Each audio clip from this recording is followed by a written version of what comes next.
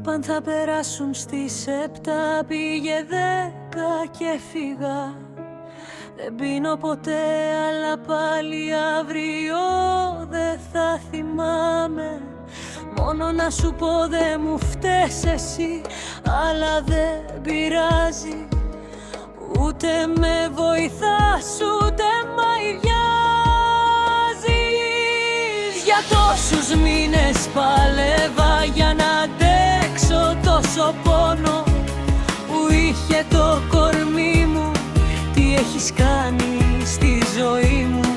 Και το αγόρι σου χαμογελάει όταν με βλέπει. Δεν θα εξηγήσω ποτέ γιατί το βλέμμα μου πέφτει. Αν τον νοιαζόμουν θα του έλεγα να μη σε αγαπάει.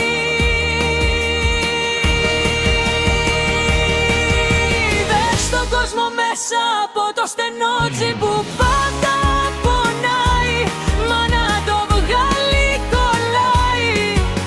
Δες στον κόσμο μέσα από το κομμένο λουλούδι. Λυπάμαι αρκετά για να του γράψω τραγούδι. Όχι όμως τόσο για να το αφήσω να ζει. Τόσο αθώα με ρωτάς τι κάνω. Θέλω να πεθάνω, ο άντρας μου με απατάει. Κι εγώ δεν θυμάμαι πόσες φορές το έχω κάνει πριν. Με είπαν άχρηστη, με είπαν άπιστη.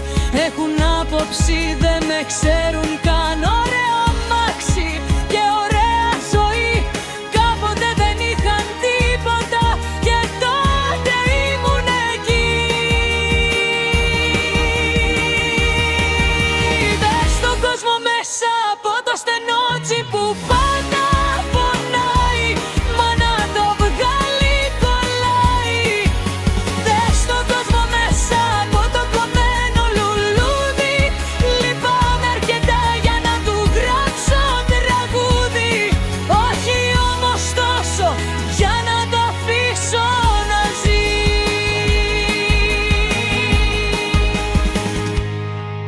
Η ζωή προχωράει και δεν έχω να δώσω. Δεν μπορώ να σε σώσω, μόνο να σε προδώσω. Είμαι ό,τι έφτιαξες. Μη με αφήνεις όταν δεν σε